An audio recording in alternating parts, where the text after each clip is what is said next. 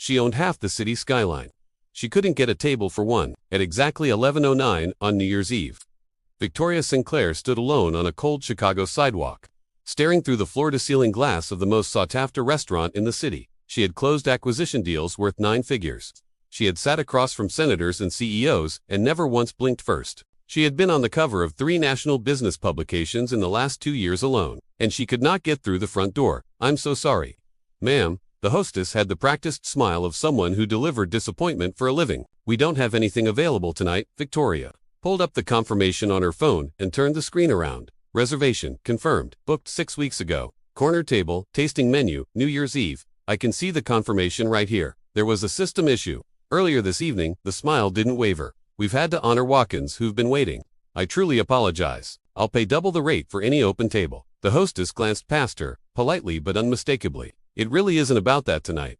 That landed differently than she expected. In Victoria Sinclair's world, it was always about that. Money was the language that opened every locked door she'd ever stood in front of. She had the number of the restaurant's owner in her phone. One call and a table would materialize out of thin air.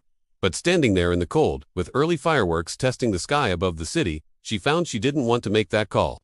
She was tired, bone-tired, in a way that had nothing to do with the hour. Tired of forcing entry into every room she entered. Tired of being the most powerful person at every table and still somehow eating alone. Inside, couples clinked glasses under warm amber light. Someone laughed too loud near the bar. A man in a bad holiday sweater spun his wife in a slow, silly little dance between the tables. Victoria watched them the way you watch something through glass that you can't quite name. That's when she heard the voice.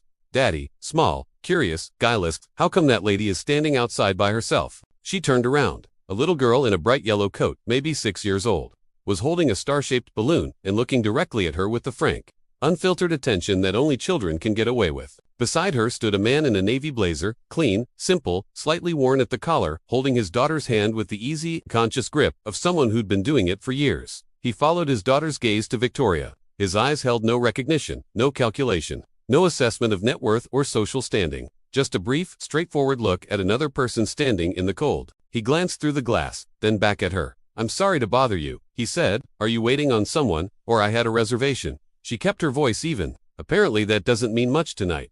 He looked through the window again. A two-top near the sidewall was just clearing. A couple pulling on coats, gathering bags. He watched them for a moment, then seemed to make a quiet decision. He stepped up to the hostess stand. "Hey, we've actually got room at our table. Just the 2 of us, and honestly she'll be asleep before midnight."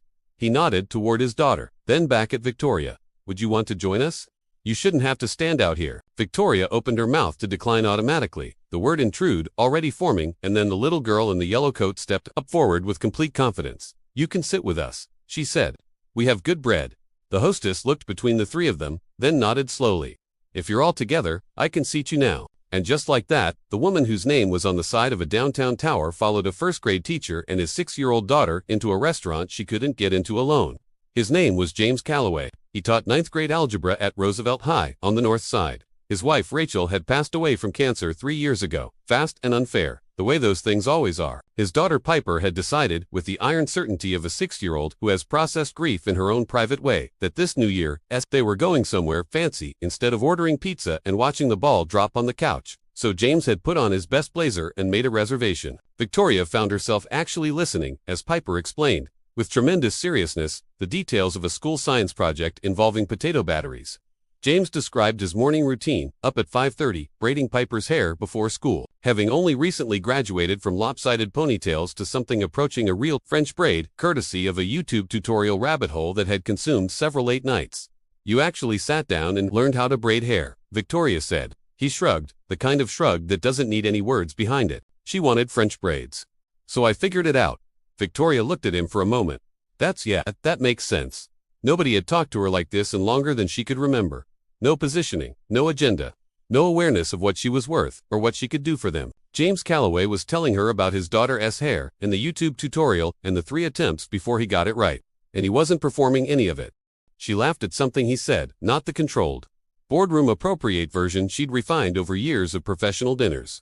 A real laugh, the kind that surprised her on the way out. Piper looked very pleased with herself for engineering the whole situation. By 11:30, Piper was fighting a losing battle with sleep, listing sideways against her father's arm. James shifted quietly to let her lean on his shoulder without waking her, adjusting his jacket around her like it was the most natural thing in the world. He looked up and found Victoria watching.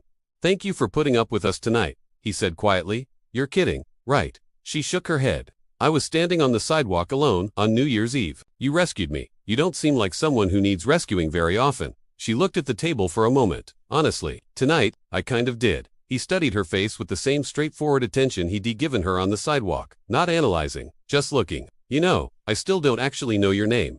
She smiled. "Victoria, James." He tilted his head toward the sleeping kid on his shoulder. "And that's Piper, who is entirely responsible for you being here." The countdown started at the bar. The whole restaurant picked it up, ragged and joyful. 10, 9, 8. Victoria wasn't thinking about the Asian markets opening in 4 hours. She wasn't running numbers or anticipating Monday's headlines. She was watching a tired man in a slightly worn blazer pressed a gentle kiss to his daughter's hair while the room counted down around him. 3, 2, 1. Fireworks cracked open the sky outside the windows. The restaurant erupted. Strangers hugged. Someone popped a bottle. Without thinking, or maybe because she'd stopped thinking, which was the whole point, Victoria reached across the table and put her hand over James's. He looked at it. Then he turned his hand over and held hers, warm and steady and entirely real. "Happy New Year, Victoria," he said. She could unremember the last time someone had said her name like it was just a name and nothing else. "Happy New Year, James." The morning headlines were the same as always. Markets moved. Her name appeared in 3 financial columns before 8 a.m. The machine kept turning. But something had quietly rearranged itself. She made an anonymous donation to Roosevelt High-S Academic Fund, enough to replace every outdated textbook in the math department, and then some. She established a scholarship through her company's foundation for single parents, pursuing degrees while raising children alone. Small things, by the scale her life usually operated on. They felt larger than anything she'd done in years. A week later she visited Roosevelt High, under the cover of reviewing a community partnership initiative her company had been considering. James saw her in the hallway outside the main office and stopped walking. "You're Victoria Sinclair," he said. Not accusatory, just recalibrating. "And you're the guy who offered me a seat," she said. He laughed, the same easy, unguarded laugh from New Year's Eve. "Looks like you didn't really need it." "I needed it more than anything that night," she said. "I just didn't know how to say, so they didn't fall into some sweeping headline romance. It was slower and quieter and better than that." Coffee after his last class on Thursdays, Piper deciding that Victoria needed to learn to braid hair too, and being completely unsympathetic about the learning curve. Dinners where nobody mentioned stock prices or quarterly projections, where the most important thing on the table was whether Piper would eat her vegetables. For the first time in years, Victoria wasn't being admired. She was just known.